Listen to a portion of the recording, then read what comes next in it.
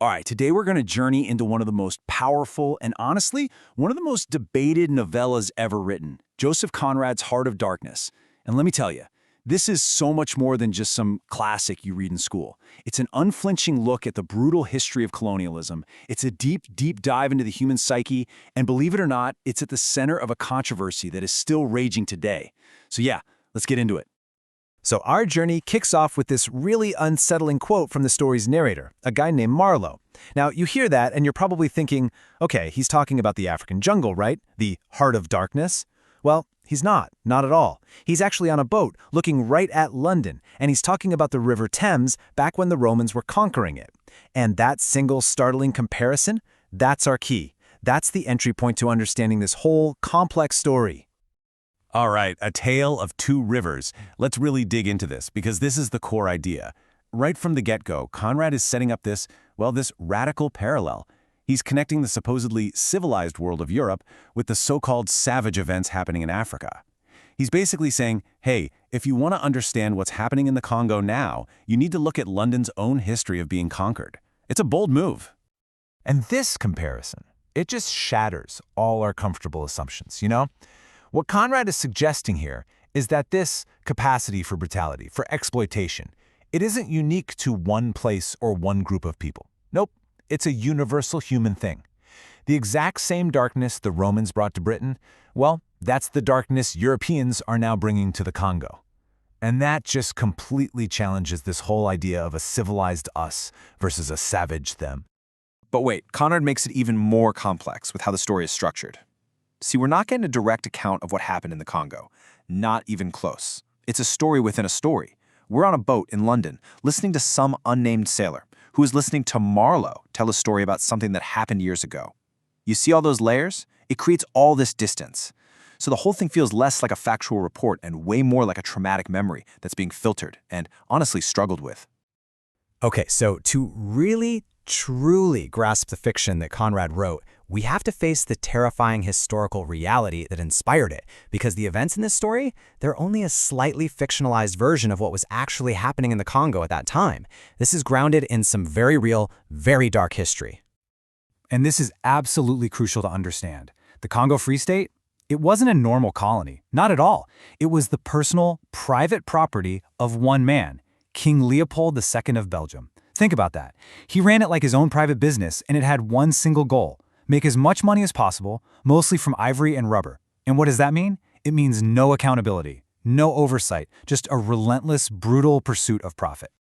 And the human cost of that pursuit, it's just staggering.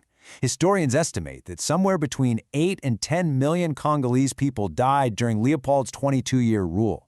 Let that number sink in for a second. This wasn't a war. This was a genocide, fueled by greed, carried out through a systematic campaign of pure terror. This is the real-world backdrop for this story. So, how did this system of terror actually work? Well, Leopold's agents used forced labor, let's just call it what it was, slavery, to meet these impossible quotas for rubber and ivory.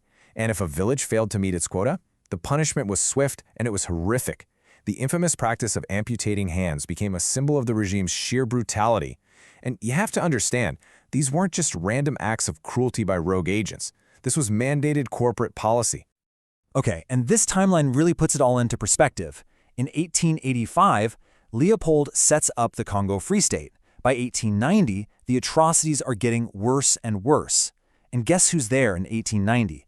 Joseph Conrad himself, working as a steamship captain right on the Congo River. He saw this system with his own eyes. He was a direct witness to the horror. And that deeply personal traumatic experience, that became the raw material for the novel that came out 9 years later. Okay, so let's shift from the hard history back into the story itself. Marlow's whole journey up that river, it really has one single purpose, one obsession. He has to meet a man named Kurtz. Kurtz is the company's top ivory agent, this legendary, almost mythical figure that everyone talks about. And Kurtz, he is the central paradox of the whole colonial project, all wrapped up in one man. On the one hand, he arrived in the Congo as this man of incredible promise, an enlightened European on a civilizing mission. But the reality that Marlow finds, it's a monster, a tyrant who has set himself up as a god to the local people, using unspeakable violence to get more ivory. He is the ultimate example of what happens when you have absolute power far, far away from the rules of civilization.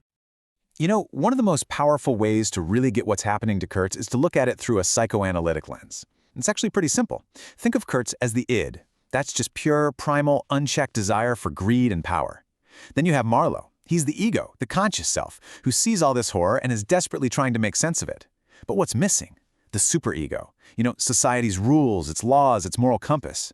In the Congo, there was none of that. It was just gone.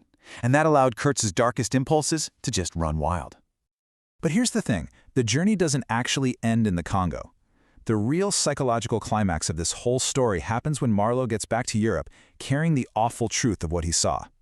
And everything comes down to a single choice he has to make. So, back in Brussels, Marlow goes to meet Kurtz's fiancée. And she's living in this beautiful, idealized world where Kurtz is still this noble hero.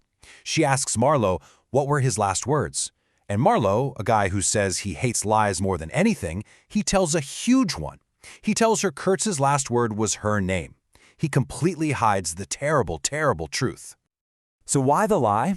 To really understand it, you have to look at the two women in Kurtz's world. In Europe, you have his fiancée, his intended. She represents this idealized, pure, and honestly, deliberately ignorant view of what colonialism is supposed to be. She's protected by the lie. But back in the Congo, you have his African mistress. She represents the raw, exoticized, and conquered reality of it all, a symbol of Kurtz's actual power. And in their own ways, both women are just trapped and defined by Kurtz and the whole imperial machine. So, Marlow's lie? It's not just about sparing a woman's feelings. It's what you could call a necessary lie. It's really a metaphor for the massive self-deception that European civilization needed to tell itself. He tells the lie because he seems to believe that civilization itself is just too fragile, too built on these pretty illusions, to handle the ugly, brutal truth of what it's actually doing in the so-called dark places of the earth. But the story of Heart of Darkness doesn't stop there. Not by a long shot. In the decades since it was published, the novel has faced this powerful reckoning, one that forces us all to ask some really difficult questions about its legacy and its own pretty significant blind spots.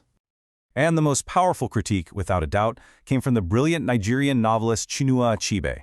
In this landmark essay from 1975, he basically argued that, yeah, the book might critique imperialism, but it does so from a profoundly racist point of view. He said it reduces Africa and its people to nothing more than a symbolic backdrop, what he called the antithesis of Europe and therefore of civilization. And this really lays out the great debate that still surrounds the book today.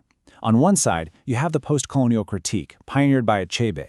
The argument is that the novel is racist, because it turns Africa into just a symbolic stage for a European psychological breakdown, and it dehumanizes its African characters. But on the other side, you have the universalist defense. They argue that the book's real target is European hypocrisy and the darkness inside all of us. That Conrad is showing this isn't an African problem, it's a human one. And all of this brings us right back to Kurtz's actual last words. The horror, the horror. This is the truth that Marlow hides. And it's not just a cry of pain or madness. It is a moment of terrible, clear, final judgment. It's Kurtz, at the very end, finally seeing himself, his actions, and the whole colonial project for exactly what it was, an absolute horror. It's this incredible moment of self-awareness. And in Marlow's mind, that's the one thing that saves Kurtz, that makes him more than just another empty man.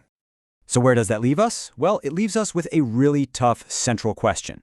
Heart of Darkness is, without a doubt, a powerful critique of imperial greed. But can a work of art that attacks one injustice also be guilty of perpetuating another? Can it do both at the same time? That contradiction is the novel's troubled but essential legacy. It forces us to grapple with the messy, complex relationship between art, history, and ultimately our own responsibility as readers. And that's a journey that is absolutely worth taking.